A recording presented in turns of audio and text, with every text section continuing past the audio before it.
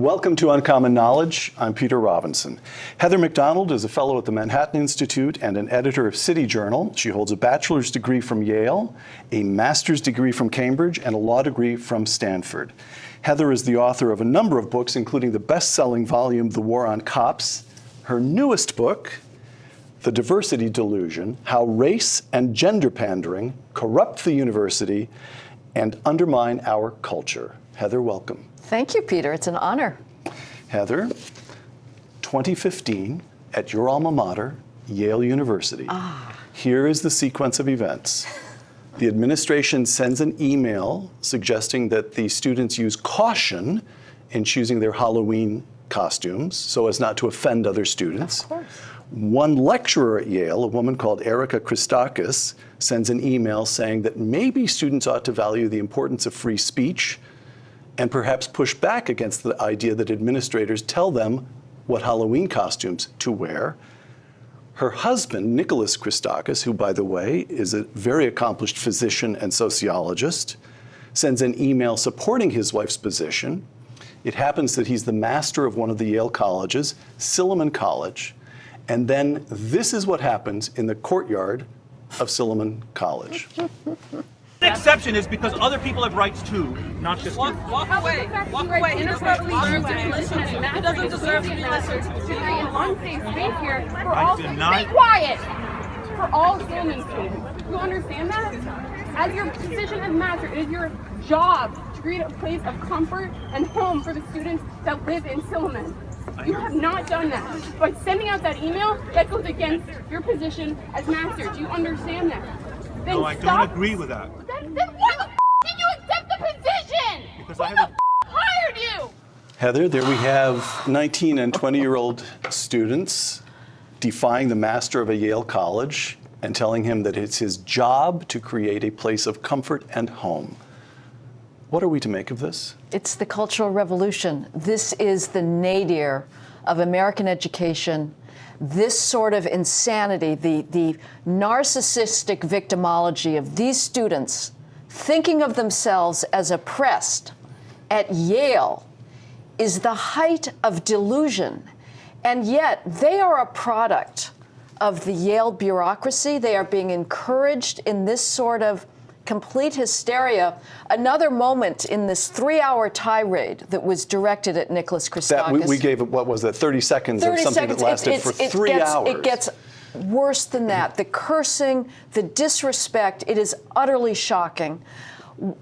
One group of students shouted out, "We're dying," allegedly referring to the endangered status of Yale's minority students. The kicker is this: the president of Yale, a little bit after this outrageous episode, conferred a racial justice prize on 2 of the participants and said that he'd never been so proud of his student body in his life. And promised, if I have this correct, and promised to add $50 million to the diversity budget of the university. Well, that was actually a promise made before, but he reiterated it just to encourage the notion that Yale was trying to erase discrimination at Yale. And Nicholas Christakis resigned as master of Silliman College. And his wife resigned as a teacher at Yale completely because they were the then target of vandalism. There was graffiti on their house.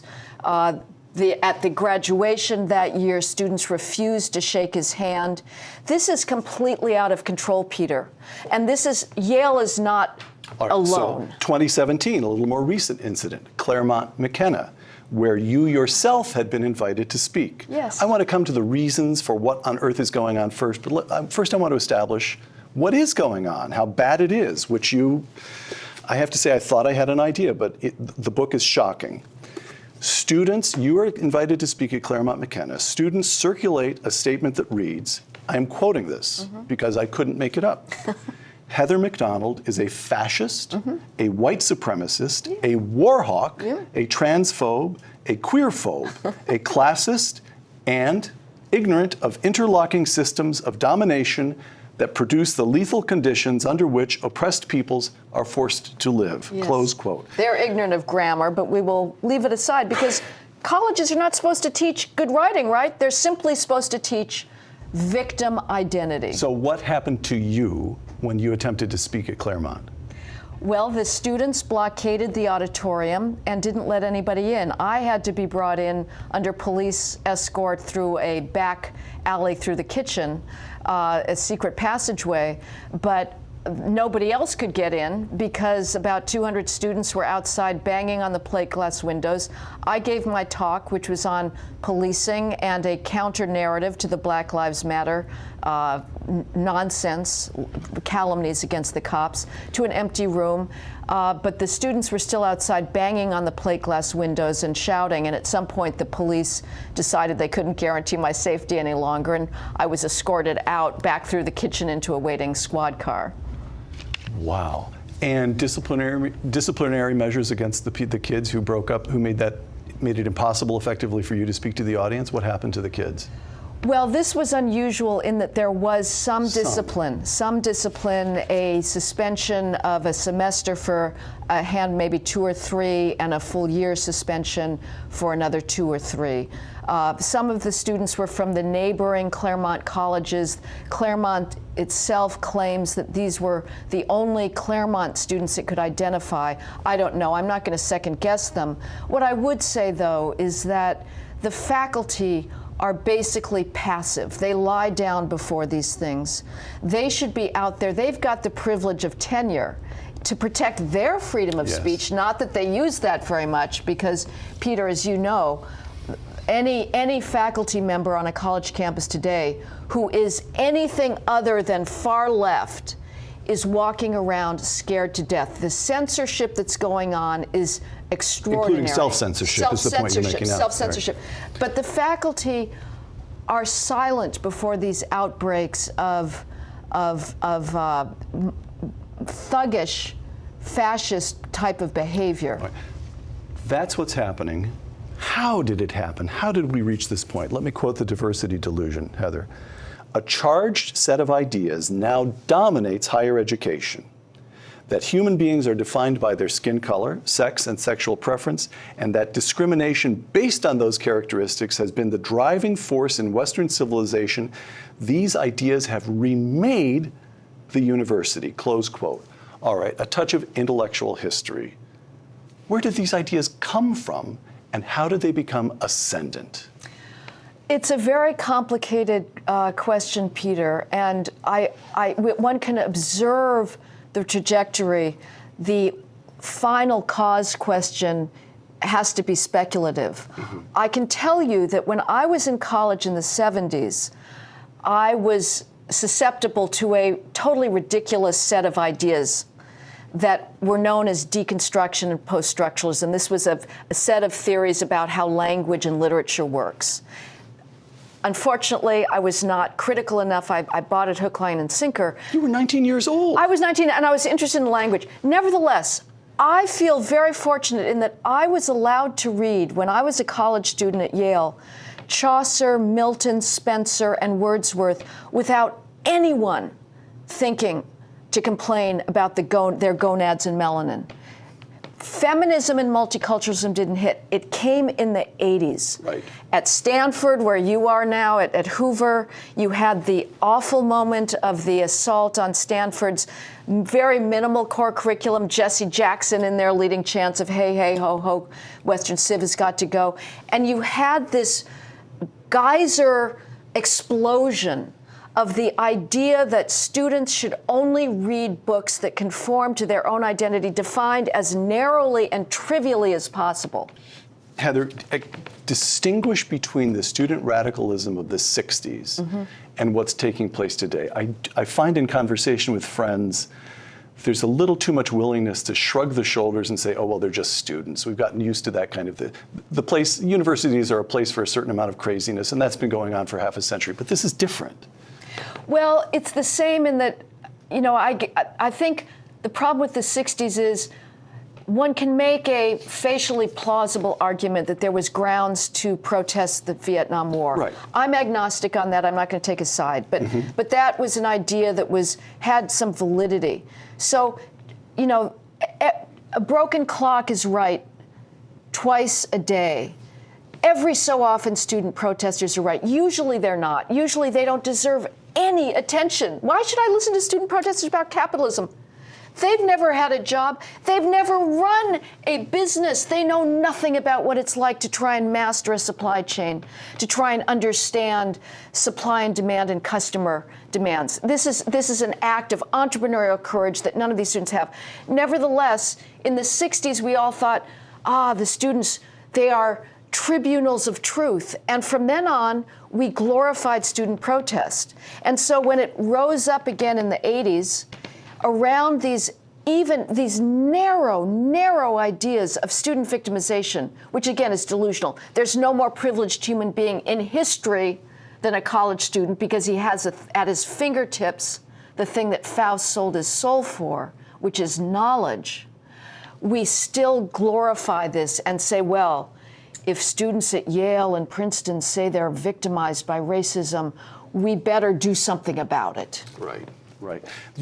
The diversity delusion takes up topic after topic after topic. We don't have time for all of them, alas, but here's one, affirmative action. Again, I'm quoting the diversity delusion. This is your argument, strong argument here, a growing body of empirical evidence is undermining the claim that racial preferences in college benefit their recipients. That is to say, affirmative action may not do any good at all anyway. Right. Explain your argument. Absolutely. And this, to me, is the most powerful argument against racial preferences. I'm frankly fed up with the traditional Supreme Court jurisprudence. I think it's incoherent. They should just junk it. The real argument against racial preferences, as far as I'm concerned, is that they harm their alleged beneficiaries. When you put a student in an academic environment for which he is not competitively qualified, you're putting him at a disadvantage. We can take this out of the race realm entirely. Right.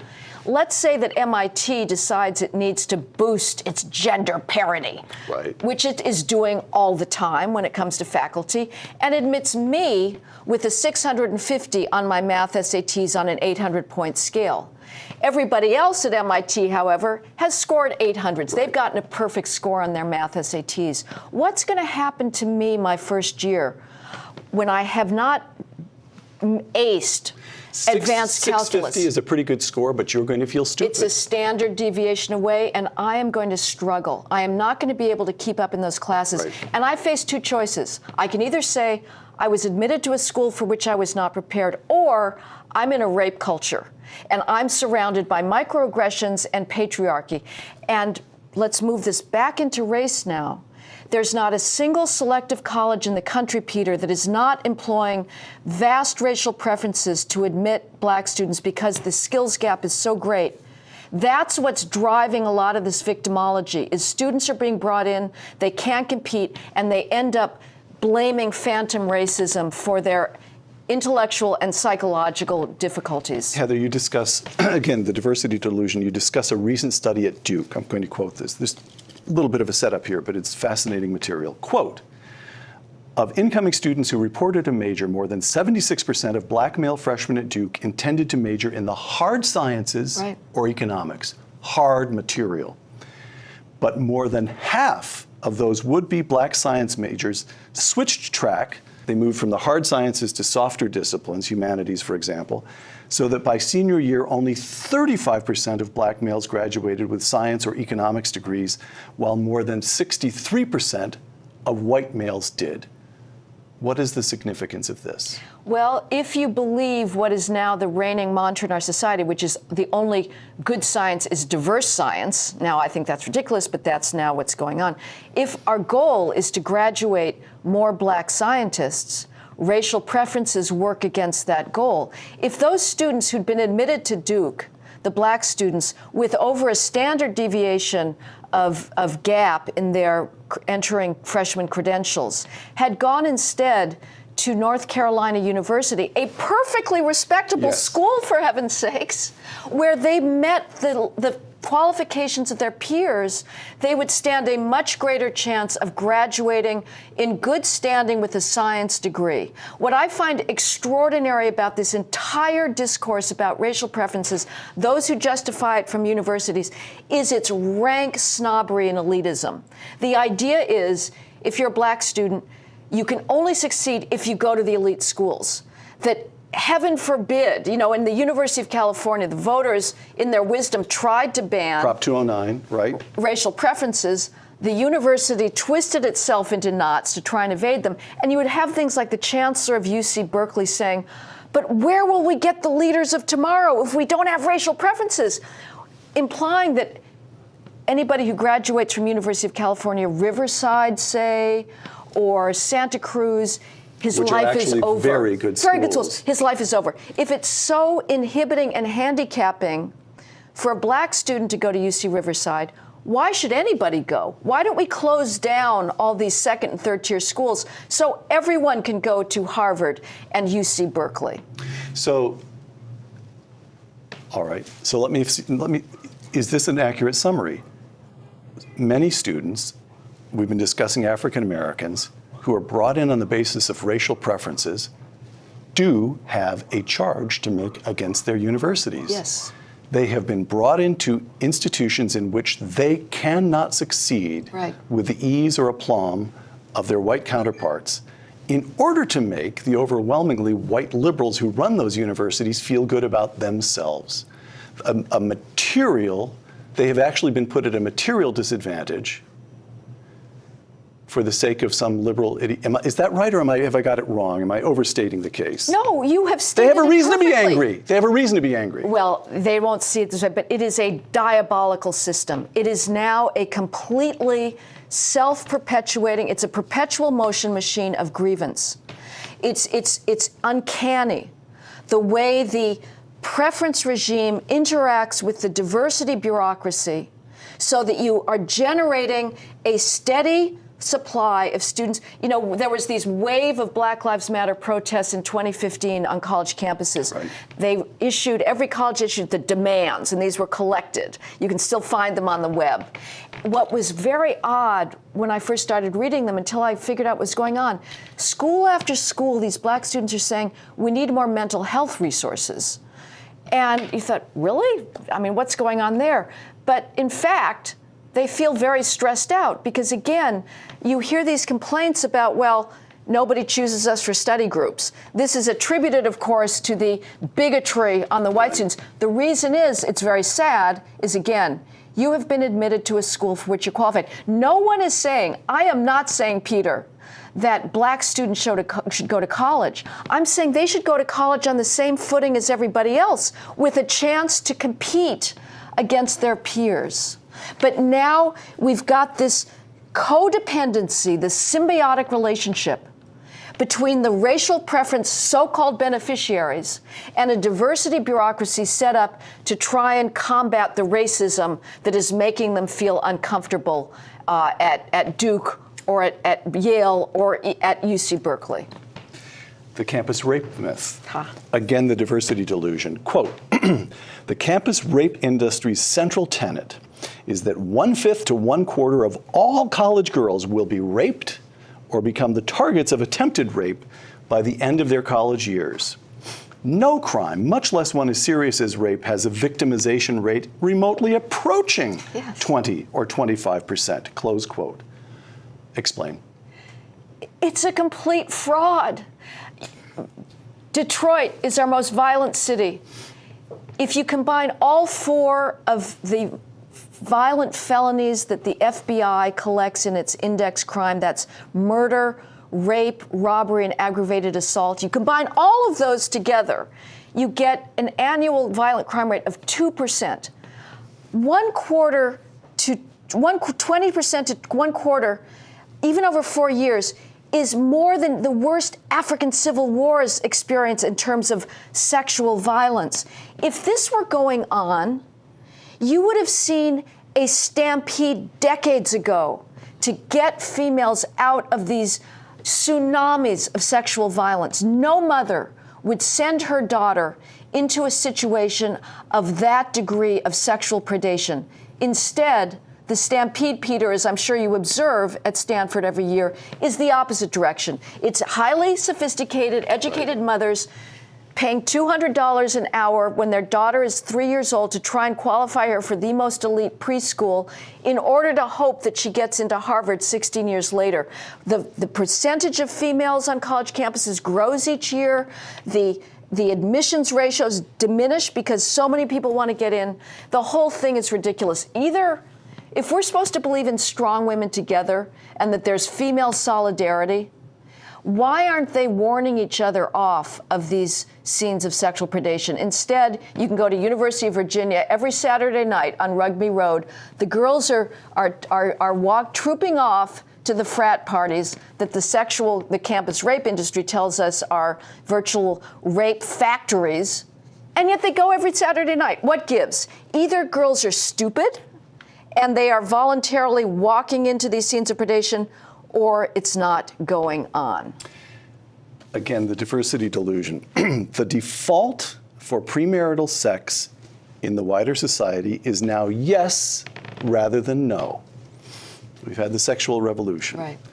The policy of mutual consent that these bureaucracies on campus are putting in place may be laughably out of touch with reality, but its agenda is serious to rehabilitate the no as the default position for premarital sex, close quote. Yep. So what? So the college, what we see on the colleges is a reaction against the sexual revolution, not that the bureaucracies would ever dream of putting it anything like that way. Exactly. Is that so? Exactly. I mean, I think what's going on is sexual liberation is having a nervous breakdown. It turns out that it made a profoundly incorrect assessment about the male and female libidos. It thought that the female libido was ready to go mano a mano with the male libido, you know, all normative restraints taken away, and that females would celebrate a regime of one-night stand, casual sex, drunken hookup sex, the way the males do, who want to have as much no strings attached sex as possible. They're set up biologically, evolutionarily for that. And it turns out that's not the case. There is not an epidemic of sexual assault and rape on college campuses. There is an epidemic of regret, of feeling taken advantage of feeling like, well, I have some emotional twinge after that one-night stand that females feel. They have a different physiological reaction to sexual intercourse. The guy's off there joking around with his buds, and she's saying, well, why isn't he noticing me in class? And the campus rape bureaucracy then gives you a nice way of repackaging your sense of loss, confusion, embarrassment, regret. It was rape. And before sexual liberation did a number on civilization's eons-long, hard-won understanding of the differences between males and females, the default for premarital sex was set at no. Right. That gave females power over the male. The male had to bargain the female out of the no default. Sexual revolution turned that around. The default is now yes, and it's up to the female to argue her way into a no, and that is tough. And a women lot of are sick of that. Yeah, they're sick of it, and they just say, oh, well, it's a lot easier to just say yes than to have to provide reasons why not to have sex. But the weird thing is, you know, the sexual liberation on campuses began with a demand, get the bureaucrats out of our bedroom. We want to have all the coitus we want unsupervised. Now, these same students are asking the bureaucracy to write 40-page, extremely complicated rules for sex, which is the very realm of the chthonic and irrational. And Heather writes of her fellow conservatives in the diversity delusion, conservatives display exasperation at sex regulations for taking the fun out of college sex. Conservatives get this wrong. Yes. In fact, taking the fun out of college sex is the only upside to the whole sordid situation. That's true. There's no downside. You know, I get and I agree that the campus rape tribunals are kangaroo courts and males are being railroaded. Nevertheless, just as a girl can avoid 100% what is now characterized as campus rape by not drinking herself blotto and getting into bed with a guy she doesn't know and taking off her clothes, a guy can also almost 100% avoid being accused falsely of campus rape by acting with chivalry and as a gentleman. You walk your girlfriend home at night, you kiss her goodnight, and you go home to your own room and you write her a love poem at 2 a.m. There is no downside if this campus rape hysteria and the crusade against males results in a sudden increase in abstinence. It's not as if we're like over-regulating production of natural gas. I'm going to read this because it may be my favorite quotation in the entire book, which is full of marvelous writing. The solution is not more complex procedural protections cobbled over a sordid sexual culture. The solution is to reject that culture entirely. Society has no interest in preserving the collegiate bacchanal. Should college fornication become a rare event preceded by signing contracts, maybe students would actually do some studying again. Exactly. By the way, there must be some special award somewhere for the last unselfconscious use of the word fornication. I'm sure that's going to get me a hate crime accusation somehow. Heather, last questions. Affirmative action. The Supreme Court's ruling in the 2003 case, Grutter versus Bollinger, Justice Sandra Day O'Connor, now long retired, but she wrote for the majority in that case, quote, "The court expects that 25 years from now, the use of racial preferences will no longer be necessary." Now that we're more than halfway through that 25-year period, do you see any sign that universities are backing away from the use of racial preferences? No, they're fighting tooth and nail to preserve this.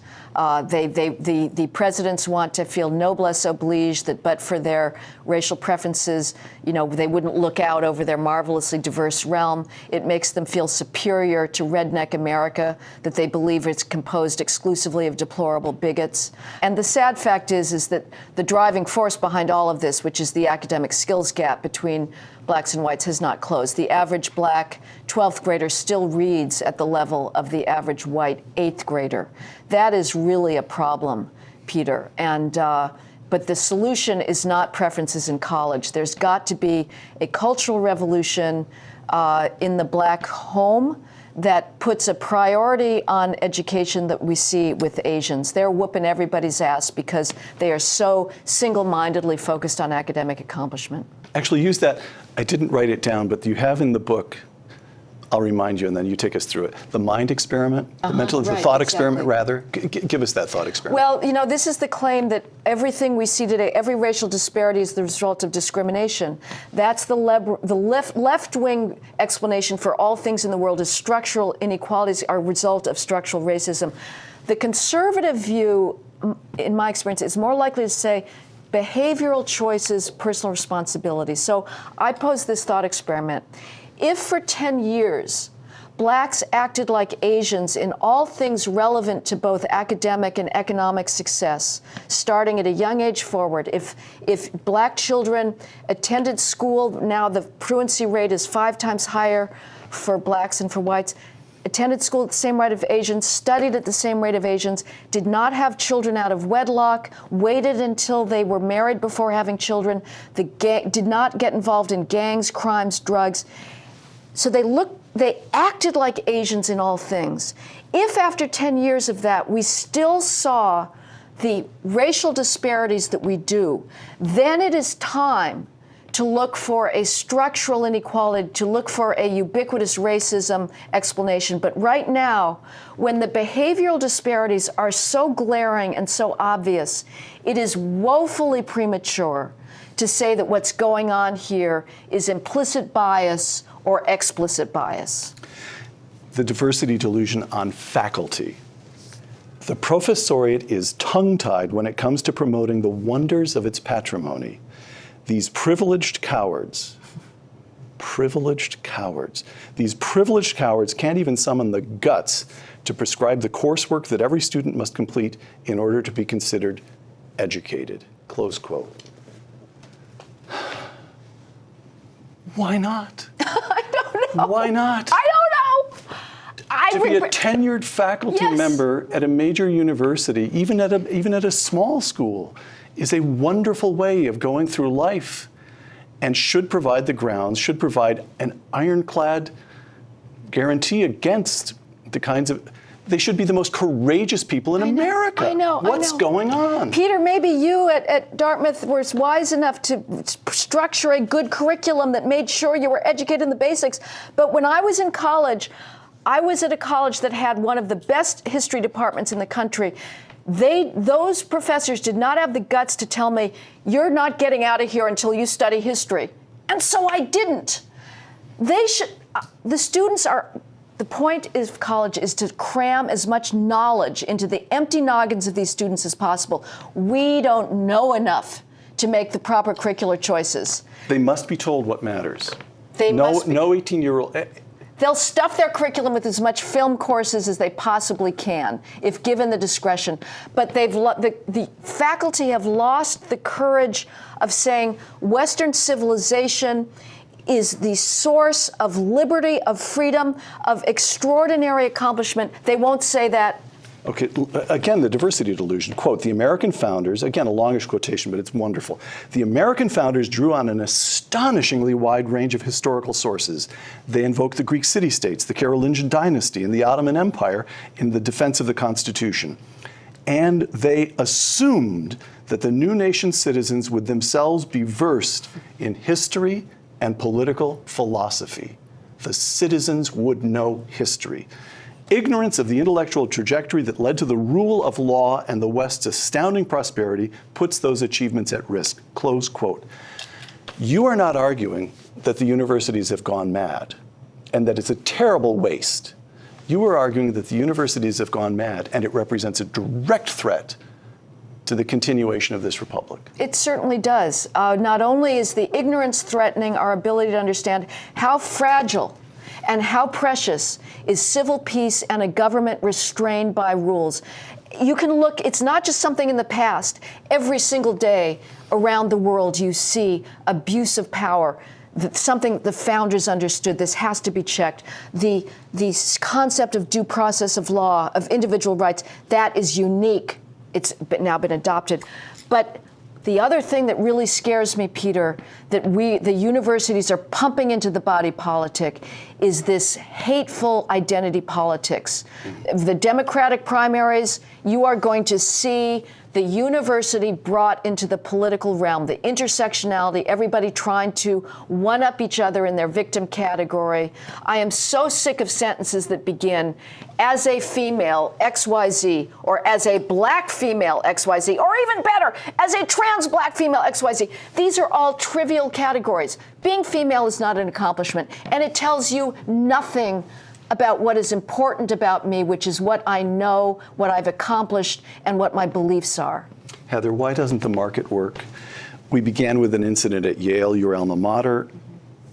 As you argue, that university is as affected by the diversity delusion as any. What is Yale's acceptance rate? 5%, 5.2, 5.3? Right. That is to say, for every place at Yale, 20 students apply. Right. Yale's not being made to suffer. No. Alums are still giving huge gifts Yep. to Yale and Yep. to other institutions. I can think of Hillsdale and Grove City, two little colleges in. There are 1,800 institutions in this country. Where's the reaction? Why isn't the market for higher education providing some correction? I think, sadly, because parents are not so interested in knowledge for its own sake. I wish they were. I think, this is the greatest privilege. They want the prestige of these schools. It turns out, starting with the baby boomer parents baby boomers purported to be, we're so anti-materialist, we're flower children, we're just gonna go to ashrams. They were fanatics for prestige. They wanted their kids into the most exclusive college they could get them into for bragging rights at the cocktail party that their kid's going to Amherst. And right now, it's hard to break that monopoly. All right. Last question. Two quotations here, both of them from the diversity delusion. One comes from the great African-American historian and author, W.E.B. Du Bois. He lived until the 60s, but this is W.E.B. Du Bois writing in 1903. I sit with Shakespeare, and he winces not. Shakespeare doesn't care the color of Du Bois' skin. Across the color line, I move arm in arm with Balzac and Dumas. I summon Aristotle and Aurelius and what soul I will, and they come, all graciously with no scorn nor condescension. The other quotation, a young student at Columbia University who is talking about a music course. Why did I have to listen to this Mozart? Who is this Mozart, this Haydn, these superior white men? There are no women, no people of color, close quote. What does Heather McDonald have to say to that young woman at Columbia? Well, my heart is broken by both quotes. My heart is broken by the first quote, to think of that man living in America's darkest period of hate that nevertheless understood that ideas were liberating and was willing to claim as his own the Western legacy, as was his right. And my heart is broken by the ignorance of this girl who has been encouraged in that thinking by the bureaucracy, by the faculty. She is destroying the greatest opportunity that a human being ever had, to lose herself in beauty, in greatness, in sublimity. And she's going to carry the hatred that she feels towards Mozart and Haydn, and woe to her, because she is losing an opportunity to come out of herself into a realm of the most noble expression that has ever been granted human beings. But she's going to carry that hatred with her into civil society. And I think, Peter, without sounding apocalyptic or extreme, I think we are playing with fire. We are putting civil peace at jeopardy, because it is impossible to overstate the degree to which students are being taught to hate, not just Western civilization, but each other. I said that was the last question. I told a lie. I have one more question for you, Heather.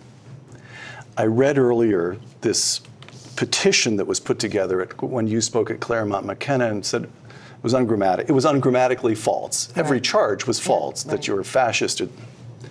Nevertheless, horribly ugly. Mm-hmm. You get there, students pound on the window so that you can barely speak. And if you look at some of the comments, you skim around the web and look at this beautifully researched, beautifully written book, The Diversity Delusion, there are people who are calling you horrible names. Yeah. What keeps you at it? I believe in Western civilization. I believe in these books. If we stop reading them, they die. If we stop reading Trollope and Milton and Shakespeare, they die. It's on us. We have to keep. Education is the passing on of an inheritance from one generation to another, and we have to keep these books alive. It's on us. Heather McDonald, author of The Diversity Delusion, thank you. Thank you so much, Peter. For Uncommon Knowledge and the Hoover Institution and Fox Nation, I'm Peter Robinson.